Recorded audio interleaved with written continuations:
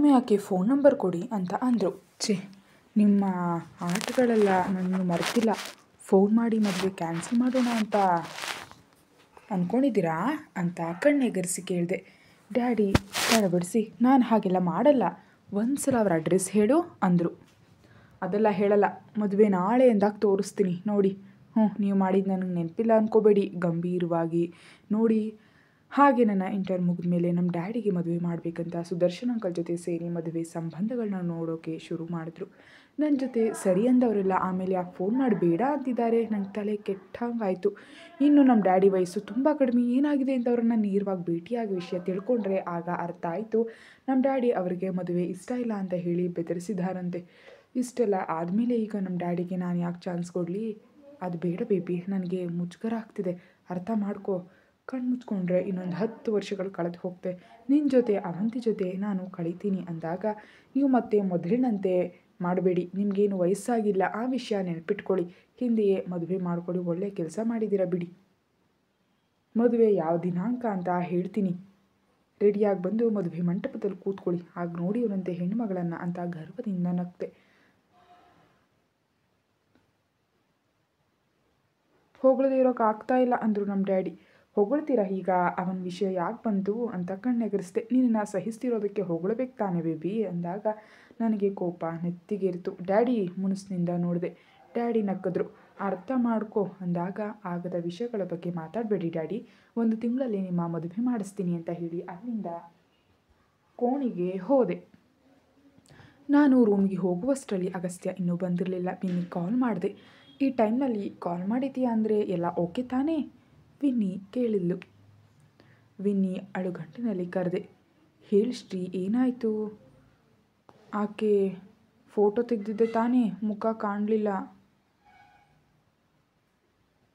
ಅಯ್ಯೋ, ಅಂದೇ ಹೇಳಿದೆ, ನೀನು ಸರಿಯಾಗಿ ತೆಗೆದಿದ್ದರೆ ತಾನೇ? ಆಕೆಯನ್ನು ನೋಡ್ತಾ ಫೋಟೋ ತೆಗಿಬೇಕು ಅಂತ ಮರೆತುಬಿಟ್ಟಿದ್ಯಾ? ನನ್ನನ್ನು ಬೈದ್ಲು. ಏನು ಮಾಡೋಣ ಅಂತೀಯಾ? ಈ ಸಲ ಹೋದಾಗ ಒಳ್ಳೆ ಫೋಟೋ ತೆಗಿಯೋಣ ಬಿಡು. ಸರಿ, ಸಾರಿ, ನಾನು ಟೈಮ್ ನೋಡಿಲ್ಲ ಅಂತ ನೆನಪಿಸ್ಕೊಂಡಂದೆ. ಇಟ್ಸ್ ಓಕೆ, ಗುಡ್ ನೈಟ್ ಅಂತ ಕಾಲ್ ಕಟ್ ಮಾಡಿದ್ಲು ವಿನ್ನಿ. ನಿದ್ರೆ ಹೋಗಿದ್ದ ನನ್ನ ಮಗಳನ್ನು ಭುಜಗಳ ಮೇಲೆ ಎತ್ಕೊಂಡು ಬಂದು ಹಾಸಿಗೆ ಮೇಲೆ ಮಲಗಿಸಿ ದಿಂಬಿಟ್ರು.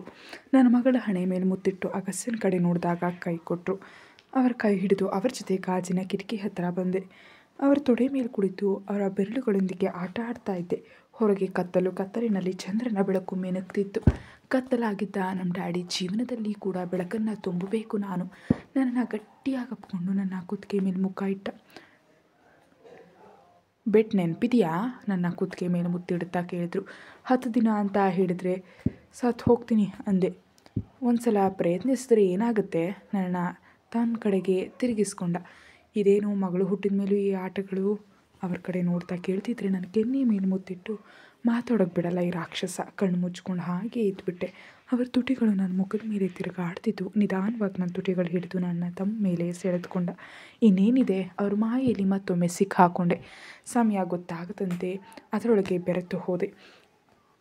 ಆ ಮಾತುಗಳ ನಂತರ ಪ್ರಣಯದ ಯುದ್ಧದ ಮೈಮರೆತು ಹೋದೆ.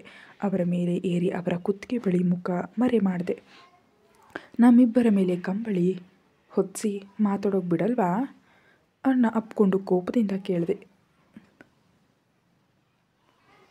ಸಾಧಾರಣದಿಂದ ಮೇಲ್ಮಟ್ಟದಲ್ಲಿದೆಯಾ ಅಂದಾಗ ಅವರ ಹೊಟ್ಟೆ ಮೇಲೆ ಚಿವುಟಿದೆ. ಹೆಂಡತಿಯನ್ನು ಹೊಗಳಬೇಕು ಅಂತೆ ಕೋಪದಿಂದ. ಇಲ್ಲಿವರೆಗೆ ಅದೇ ತಾನೇ ಮಾಡಿದ್ದು? ತುಂಟತನದಿಂದ ನನ್ನ ಮುಖದೊಳಗೆ ನೋಡ್ತಾ ಕೇಳಿದರು. ನಾನು ಹೇಳಿದ್ದಾಗಲ್ಲ. ನಾಚಿಕೆಯಿಂದ ನನ್ನ ಮುಖ ಕೆಂಪಾಯಿತು. ನನ್ನ ಬೆನ್ನನ್ನು ಸವರಿ ಏನೋ ಹೇಳಬೇಕು ಅಂದಿದ್ಯಾ ಅಂತ ಕೇಳಿದರು. ಡ್ಯಾಡಿ ಮತ್ತು ನನ್ನ ನಡುವೆ ನಡೆದ ಸಂಭಾಷಣೆ ಬಗ್ಗೆ ಹೇಳಿ, ನಮ್ಮ ಡ್ಯಾಡಿ ಜೊತೆ ನೀನು ಏನು ಹೇಳಬೇಡ, ಮದುವೆ ದಿನದವರೆಗೆ ಹೇಳಬೇಡ, ಇಲ್ಲವಾದರೆ ಮತ್ತೆ ಕ್ಯಾನ್ಸಲ್ ಮಾಡಿಸ್ತಾರೆ ಅಂತ ನಾನು ಹೇಳ್ತಿದ್ರೆ ನನ್ನ ಕೂದಲನ್ನು ಸವರಿದ್ರು. ಅಂಕಲ್ನ ಕಳಿಸ್ತಿದ್ಯಾ ಅಂತ ಅರ್ಥ ಅಂದರು. ನೀನು ಸುಮ್ಮನಿರು, ನೀನು ಅವರ ಕಡೆ ಇದೆಯಾ ಅಂತ ಗೊತ್ತಾದರೆ ಮದುವೆಗಿದ್ವಿ ಬೇಡ ಅಂತಾರೆ. ಮದುವೆ ಆಗೋವರೆಗೂ ಸೈಲೆಂಟಾಗಿರು ನೀನು, ಮುನಸ್ಸಿನಿಂದ ಹೇಳಿದೆ. ಏನು ಮಾಡೋಣ, ಬೇರೆ ದಾರಿ ಇಲ್ಲ ಅನ್ನತ್ಲೇ ನನ್ನನ್ನು ಕೆಳಗೆ ಹಾಕಿ ನನ್ನ ಎದೆ ಮೇಲೆ ತಲೆ ಇಟ್ಕೊಂಡ. ನಿಮಗೆ ಆಕೆಯನ್ನು ತೋರಿಸಿಲ್ಲ ತಾನೇ? ತುಂಬ ಚೆನ್ನಾಗಿದ್ದಾರೆ. ಅವರೇ ನಮ್ಮ ಡ್ಯಾಡಿ ಹೆಂಡತಿ ಅಂತ ನಾನು ನಿರ್ಧಾರ ಮಾಡಿದ್ದೀನಿ ಅಂದೆ. ನಿನಗೆ ಇಷ್ಟವಾದದ್ದನ್ನು ಮಾಡು. ಮಾಡ್ತೀನಿ. ನಿಮ್ಮಂಥವ್ರ ಬೆಂಬಲ ನೀಡೋ ಗಂಡ ಇರಬೇಕಾದ್ರೆ ಯಾಕೆ ಮಾಡಲ್ಲ ಹೇಳಿ ಅಂತ ನಗ್ತೆ. ಅವನು ಮಲಗ್ದ. ನನಗೂ ಕೂಡ ನಿದ್ರೆ ಬಂತು. ಅವಿಗೋಸ್ಕರ ಅಜ್ಜಿಯನ್ನು ನನ್ನೊಂದಿಗೆ ಇರು ಅಂತ ಹೇಳಿದೆ. ವಿನಿ ಪ್ರತಿ ಬಾರಿ ಮಗಳನ್ನು ಬಿಟ್ಟು ಹೋಗೋದಕ್ಕಾಗೋದಿಲ್ಲ ತಾನೇ, ಅದಕ್ಕೆ ನಾನು ಅವಳನ್ನು ಕರೀಲಿಲ್ಲ.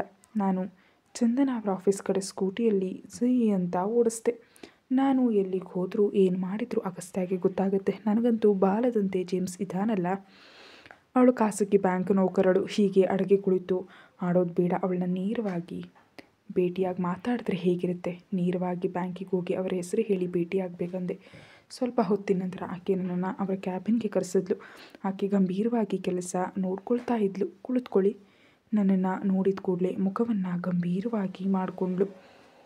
ಹೇಳಿ ಅಂತ ತುಂಬ ವಿನಯದಿಂದ ಕೇಳಿ ನನ್ನ ಕಡೆ ನೋಡಿದ್ಲು. ನಿಮ್ಮ ಜೊತೆ ಮಾತಾಡಬೇಕು ಅಂದೆ ನಾನು. ಅವರು ಗಾಂಭೀರ್ಯ ನೋಡ್ತಾ ಇದ್ರೆ ನನಗೆ ಸ್ವಲ್ಪ ಟೆನ್ಷನ್ ಆಯಿತು. ಅದಕ್ಕೆ ತಾನೇ ಕರೆಸಿದ್ದು? ವಿಷಯ ಏನು ಹೇಳಿ? 2 ಕೈಗಳನ್ನ ಟೇಬಲ್ ಮೇಲೆ ಇಟ್ಕೊಂಡು ನನ್ನ ಕಡೆ ನೋಡಿದ್ರು. ಇಲ್ಲಲ್ಲ, ವೈಯಕ್ತಿಕವಾಗಿ ಮಾತಾಡಬೇಕು ಅಂದೆ. ಈಗಾಗಲ್ಲ, ಮೊದಲು ನೀವು ಯಾರು ಅಂತ ಹೇಳಿ ಅಂತ ಕೇಳಿದರು. ಅದನ್ನೇ ತಾನೇ ಹೇಳೋದು. ತುಂಬ ಮುಖ್ಯವಾದ ವಿಷಯ ಮಾತಾಡಬೇಕು. ನಿಮಗೆ ನಾನು ಗೊತ್ತಿಲ್ಲದೇ ಇರ್ಬೋದು, ಆದರೆ ನೀವು ನನಗೆ ಗೊತ್ತಿದ್ದೀರಾ. 10 ನಿಮಿಷ ದಯವಿಟ್ಟು ಅಂದೆ. ಎದುರಿಗಿರುವ ಕಾಫಿ ಶಾಪ್ನಲ್ಲಿ ಕಾಯಿರಿ, ನಾನು ಬರ್ತೀನಿ. ಆಕೆ ನನ್ನ ಕಡೆ ಕೆಲವು ಕ್ಷಣಗಳ ಕಾಲ ನೋಡಿ ಹೇಳಿದ್ಲು. ಥ್ಯಾಂಕ್ಸ್ ಅಂತ ಆಕೆ ಹೇಳಿದ ಹಾಗೆ ಕಾಫಿ ಶಾಪ್ನಲ್ಲಿ ಕಾಯ್ತಾ ಕುಳಿತೆ. ಇನ್ನೊಂದು 10 ನಿಮಿಷಕ್ಕೆ ನಡ್ಕೊಂಡು ಬರ್ತಾ ಇದ್ರು. ಹಸಿರು, ತಿಳಿ ಹಸಿರು ಬಣ್ಣದ ಹತ್ತಿ ಸೀರೆ, ಗಾಢ ಹಸಿರು ಬ್ಲೌಸ್, ಭುಜಕ್ಕೆ ಬ್ಯಾಗ್ ಹಾಕ್ಕೊಂಡು ಕೈಗೆ ಒಂದು ಮರದ ಗಡಿಯಾರ ಕಟ್ಕೊಂಡು ಅದ್ಭುತವಾಗಿ ಕಾಣ್ತಿದ್ದಾರೆ. ಎತ್ತರ ತುಂಬ ಇದೆ. ಅವರ ಪಕ್ಕದಲ್ಲಿ ನಿಂತರೆ ಅವರ ಭುಜಕ್ಕೆ ಸ್ವಲ್ಪ ಮೇಲಿರ್ತೀನಿ ನಾನು. ನನ್ನನ್ನು ಕಣ್ಣುಗಳಿಂದಲೇ ಹುಡುಕಿ ನನಗೆ ಎದುರಿಗಿರುವ ಟೇಬಲ್ ಮುಂದೆ ಕುಳಿತರು. ನಾನು ನಮಗಾಗಿಬ್ಬರಿಗೂ ಕಾಫಿ ಆರ್ಡರ್ ಮಾಡಿದೆ. ನನಗೆ ಕೆಲಸ ಇದೆ, ಬೇಗ ಹೇಳಿ. ಗಡಿಯಾರದ ಕಡೆ ಒಮ್ಮೆ ನೋಡಿಕೊಂಡು ನನ್ನ ಕಡೆ ನೋಡಿದ್ರು. ನನಗೆ ಈ ವಿಷಯದ ಬಗ್ಗೆ ಹೇಗೆ ಮಾತಾಡಬೇಕು ಅಂತ ಗೊತ್ತಾಗ್ತಿಲ್ಲ. ನನ್ನ ಹೆಸರು ಶ್ರೀಧಾ, ನಿಮ್ಮ ಬಗ್ಗೆ ತಿಳಿದೆ ಇಲ್ಲಿಗೆ ಬಂದೆ ಅಂತ. ಆಕೆಯ ನೋಟಗಳಿಗೆ ಸ್ವಲ್ಪ ಭಯವಾದರೂ ಕೋಪ ಮಾಡಿಕೊಳ್ಳದೆ ಕೇಳಿ ದಯವಿಟ್ಟು ಅನ್ನುತ್ತಾ ನನ್ನ ಬ್ಯಾಗ್ನಿಂದ ಫೋಟೋ ಹೊರಗೆ ತೆಗೆದು ಆಕೆ ಮುಂದೆ ಇಟ್ಟೆ. ನನಗೆ ಹೇಳೋಕೆ ಬರದೇ ಇರ್ಬೋದು, ಆದರೆ ನನ್ನ ಉದ್ದೇಶ ಉತ್ತಮವಾಗಿ ಇರುತ್ತೆ. ನೀವು ಕೂಡ ಉತ್ತಮವಾಗಿ ತೆಗೆದುಕೊಳ್ಳಿ. ಆ ಫೋಟೋದಲ್ಲಿ ಇರೋರು ನಮ್ಮ ಡ್ಯಾಡಿ. ವಯಸ್ಸು 46 ವರ್ಷ ಅಂದಾಗ ನನಗೆ ಯಾಕೆ ಹೇಳ್ತಿದ್ದೀರಾ? ಕನಿಷ್ಠ ಆಕೆ ಫೋಟೋ ಕಡೆಗೂ ನೋಡಲಿಲ್ಲ. ಒಮ್ಮೆ ಹೇಳೋದನ್ನು ಕೇಳಿ. ಅವರಿಗೆ ನಾನು ಮದುವೆ ಮಾಡಬೇಕು ಅಂತ ಅಂದ್ಕೊಂಡಿದ್ದೀನಿ. ನಿಮ್ಮ ಬಗ್ಗೆ ತಿಳಿಯಿತು. ಅವರೊಂದಿಗೆ ನಿಮಗೆ ಮದುವೆ ಮಾಡಿದ್ರೆ ಅವರು ಕೂಡ ಸಂತೋಷವಾಗಿರ್ತಾರೆ ಅಂತ ನನಗನ್ನಿಸ್ತು. ನಾನು ಹೇಳುತ್ತಿರುವಾಗಲೇ ನನ್ನ ಸುಡೋ ಹಾಗೆ ನೋಡ್ತಿದ್ದಾಳೆ. ನಮ್ಮ ಡ್ಯಾಡಿ ವಿವರಗಳೆಲ್ಲ ಇದರಲ್ಲಿದೆ ಅಂತ ಒಂದು ಕವರ್ ಮುಂದೆ ಇಟ್ಟು ಆವೇಶ ಪಡೆದೆ. ಒಂದು ಸಲ ಯೋಚಿಸಿ, ನೀವು ಯಾಕೆ ಇನ್ನೂ ಮದುವೆ ಆಗಿಲ್ಲ ಅಂತ ನನಗೆ ಗೊತ್ತಿಲ್ಲ. ನೀವು ನಮ್ಮ ಡ್ಯಾಡಿ ಮದುವೆ ಆದರೆ ನೀವಿಬ್ಬರು ಸಂತೋಷವಾಗಿರ್ಬೋದು ಅಂತ ನನಗನ್ಸುತ್ತೆ. ನಿಮಗೇನು ಲಾಭ ಆಗುತ್ತೆ ಅಂತ ನಾನು ಹೇಳಲ್ಲ. ನೀವು ಹೆಂಡತಿಯಾಗಿ ಬಂದರೆ ನಮ್ಮ ಡ್ಯಾಡಿಗೆ ಮಾತ್ರ ತುಂಬ ಲಾಭ. ಅವರು ಸಂತೋಷವಾಗಿರ್ತಾರೆ. ಒಂದು ಸಲ ಯೋಚಿಸಿ ಅಂತ ಆಕೆಯ ಕೈಗಳನ್ನ ಹಿಡ್ಕೊಂಡೆ. ನಿಮ್ಮಂಥ ಉತ್ತಮ ವ್ಯಕ್ತಿತ್ವವರು ನಮ್ಮ ಡ್ಯಾಡಿಗೆ ಹೆಂಡತಿಯಾಗಿ ಬರಬೇಕು ಅಂತ ನಾನು ಆಸೆ ಪಡ್ತಿದ್ದೀನಿ. ದಯವಿಟ್ಟು ನಿಮ್ಮ ಉತ್ತರಕ್ಕಾಗಿ ಕಾಯ್ತಿರ್ತೀನಿ. ನಿಮ್ಮ ನಿರ್ಧಾರಕ್ಕಾಗಿ ಬರುವ ಭಾನುವಾರ ನಿಮಗಾಗಿ ಇಲ್ಲೇ ಕಾಯ್ತಾ ಇರ್ತೀನಿ ಅಂತ. ಇಲ್ಲಿವರೆಗೆ ನನ್ನ ಮಾತುಗಳನ್ನ ಕೇಳಿದ್ದಕ್ಕೆ ತುಂಬ ಧನ್ಯವಾದಗಳು. ನಾನು ಹೇಳಿದ ವಿಷಯಗಳನ್ನ ಮರಿಬೇಡಿ. ನಮ್ಮ ಡ್ಯಾಡಿ ಫೋಟೋ ವಿವರಗಳು ಎಲ್ಲ ಅವಳ ಮುಂದೆ ಇಟ್ಟು ನಾನು ಬಿಲ್ ಕಟ್ಟಿ ಹೊರಗೆ ಬಂದೆ. ನನ್ನ ಸ್ಕೂಟಿ ಹತ್ತಿರ ಕೂತ್ಕೊಂಡೆ. ಆಕೆಯನ್ನು ನೋಡ್ತಾ ಇದ್ದೆ. ಆಕೆ ಒಳಗಡೆ ಇಟ್ಕೊಳ್ಳೋದನ್ನು ನೋಡಿ ಸ್ವಲ್ಪ ಸಮಾಧಾನ ಆಯಿತು. ಆಕೆ ಮೇಲೆ ಹೇಳೋದು ಗಮನಿಸಿ ಸ್ಕೂಟಿಯನ್ನು ಮುಂದೆ ಓಡಿಸ್ದೆ.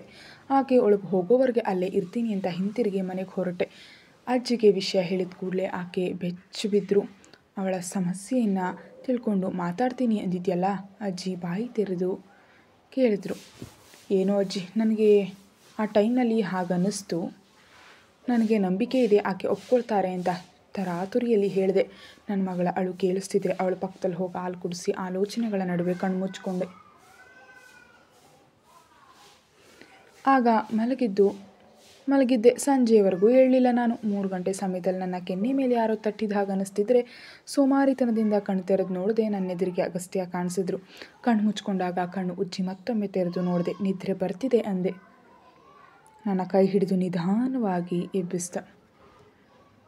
ಹೊಡೆದ್ರೆ ಕೆನ್ನೆ ಛಿದ್ರವಾಗುತ್ತೆ. ಟೈಮ್ ನೋಡಿದೆಯಾ ಎಷ್ಟಾಗಿದೆ ಅಂತ?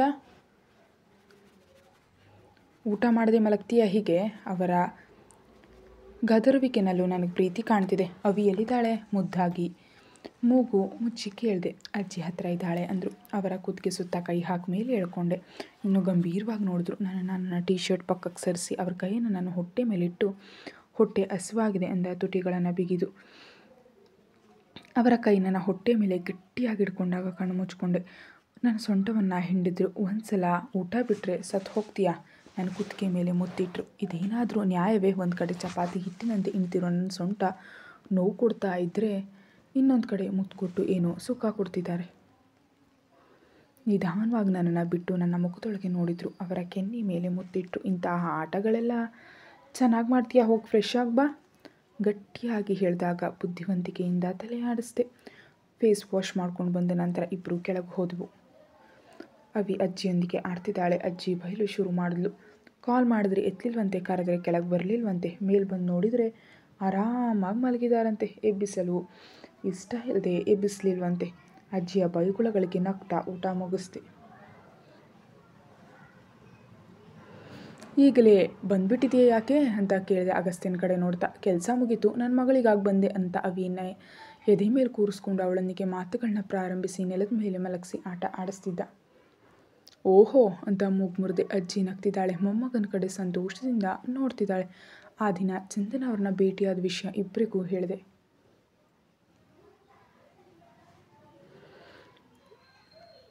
ಆಕೆಗೆ ಇಷ್ಟ ಇಲ್ಲದೆ ಇದ್ದರೆ ಬಲವಂತ ಮಾಡಬೇಡ. ಬಲವಂತಕ್ಕೆ ಬಂದು ಅಂಕಲ್ ಈ ಮದುವೆ ಮಾಡ್ಕೊಂಡ ನಂತರ ಖುಷಿಯಾಗಿರೋದಿಲ್ಲ, ಯಾವ ಸಂಬಂಧವೂ ಇಲ್ಲ. ಆದ್ದರಿಂದ ಆಕೆ ನಿರ್ಧಾರವನ್ನು ನೀನು ಗೌರವಿಸು ಅಂದರು. ಅವರ ಮಾತುಗಳು ನನಗೆ ತಲುಪದೆ ಹೋದರೂ ಸರಿ ಅಂತ ಹಾಗೆ ತಲೆ ಆಡಿಸ್ದೆ.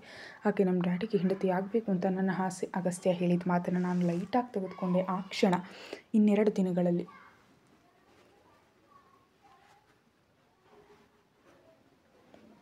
ನಮ್ಮ ಡ್ಯಾಡಿನಂತೂ ಮದುವೆಗೆ ಒಪ್ಪಿಸ್ದೆ. ಆದರೆ ಇಷ್ಟು ದಿನಗಳಾದರೂ ಆಕೆ ಕನಿಷ್ಠ ಬೇಡ ಅಂತ ಕೂಡ ಹೇಳಲಿಲ್ಲ. ಯಾಕಾದರೂ ಒಪ್ಕೊಳ್ದಿದ್ರೆ ಏನು ಮಾಡಬೇಕು, ಹೇಗೆ ಒಪ್ಪಿಸ್ಬೇಕು? ನಾನು ಹಾಲಿಗೆ ಬರೋ ಅಷ್ಟರಲ್ಲಿ ಅಗಸ್ತ್ಯನಿಗೆ ತಲೆಗೆ ಮಸಾಜ್ ಮಾಡ್ತಾ ಕಾಣಿಸಿದ್ರು ಅಜ್ಜಿ. ನನ್ನ ಮಗಳು ನಮ್ಮ ಡ್ಯಾಡಿ ಜೊತೆ ಆಟ ಆಡ್ತಾ ಇದ್ಲು. ನಾನು ಅಗಸ್ತ್ಯನ ಮುಂದೆ ಕುಳಿತು ಕೂದಲು ಬಿಟ್ಟೆ. ನನ್ನಿಂದಾಗಲ್ಲ ಈಗ ಅಂದರು. ನೀವು ತುಂಬ ಒಳ್ಳೆಯವರು ತಾನೇ ಅಂತ ಜಾರ್ಕುಳ್ದೆ. ವಿರುದ್ಧವಾಗಿರಬೇಕಿದು ಅನ್ನುತ್ತಾ ನನ್ನ ತಲೆಗೆ ಮಸಾಜ್ ಮಾಡಲು ಶುರು ಮಾಡ್ದ. ನಿಮ್ಮ ಕೈಯಲ್ಲಿ ಏನೋ ಮಹತ್ವ ಇದೆ ಅಂದೆ ಆರಾಮಾಗಿ ಕಣ್ಣು ಮುಚ್ಕೊಂಡು. ನನ್ನ ಡ್ಯಾಡಿ ಅಜ್ಜಿ ನಗ್ತಿದ್ದಾರೆ. ನನ್ನ ಚಿಕ್ಕ ಕೂದಲಿಗೆ ಅಷ್ಟು ಕಷ್ಟವೇನಿಲ್ಲ ತಾನೇ? ಅವರ ಮೊಣಕಾಲುಗಳ ಮೇಲೆ ತಲೆ ಇಟ್ಟು ಕಣ್ಣು ಮುಚ್ಕೊಂಡೆ. ಬಾಗಿಲು ತಟ್ಟಿದ ಶಬ್ದ. ಯಾರೋ ಬಂದಿದ್ದಾರೆ ಎಂದೆ. ಬಾಗಿಲು ಲಾಕ್ ಮಾಡಿಲ್ಲ ಅಂತ ಒಳಗೆ ಬನ್ನಿ ಅಂದರು ಅಗಸ್ತ್ಯ. ನಾನು ನೋಡ್ತೇನೆ ಅನ್ನುತ್ತಾ ಡ್ಯಾಡಿ ಅವಿಯನ್ನು ಎತ್ಕೊಂಡು ಹೋದರು. ನಿಮ್ಮ ಕೈಯಿಂದ ಒಂದು ಕಾಫಿ ಕೊಡ್ಬೋದಲ್ಲ? ತಪ್ಪು ಹೋಯಿತು ಅಗಸ್ತ್ಯನ ಕಾಲು ಕೆರೆದು ಅಂದೆ. ನಿಧಾನವಾಗಿ ನನ್ನ ಭುಜದ ಮೇಲೆ ಚಿವುಟಿದ್ರು. ನಾನು ಕಣ್ಣು ಮೇಲೆತ್ತಿ ಕೋಪದಿಂದ ನೋಡಿದೆ. ಬಂದವರು ಯಾರು ಅಂತ ಅಜ್ಜಿ ಅತ್ತ ನೋಡ್ತಾ ಇದ್ದಾರೆ. ತಕ್ಷಣ ಅವ್ರ ಸೊಂಟವನ್ನು ಚಿವುಟಲು ಕೈ ಹಾಕಿದಾಗ ಮೊದಲೇ ಗಮನಿಸಿ ನನ್ನ ಕೈಯನ್ನು ಹಿಡ್ಕೊಂಡ್ರು. ತಿರುಗಿಸ್ತಾ, ಅಜ್ಜಿ ನಿಮ್ಮ ಮೊಮ್ಮಗ ನೋಡು ಅನ್ನುತ್ತಾ ಅಜ್ಜಿ ನೋಡುವ ಕಡೆಗೆ ತಲೆ ತಿರುಗಿಸಿ ನೋಡಿದಾಗ ಡ್ಯಾಡಿ ಒಮ್ಮೆ ಆಶ್ಚರ್ಯದಿಂದ ಬಂದವರನ್ನು ನೋಡ್ತಿದ್ದಾಗ ಬಂದವರು ಯಾರೋ ಅಂತ ನೋಟ ತಿರುಗಿಸಿದ ನನಗೆ ಚಂದನ ಅವರು ಕಾಣಿಸಿ ದಂಗಾದೆ. ಕತೆ ಮುಂದುವರಿಯುತ್ತೆ. Thank you so much for watching.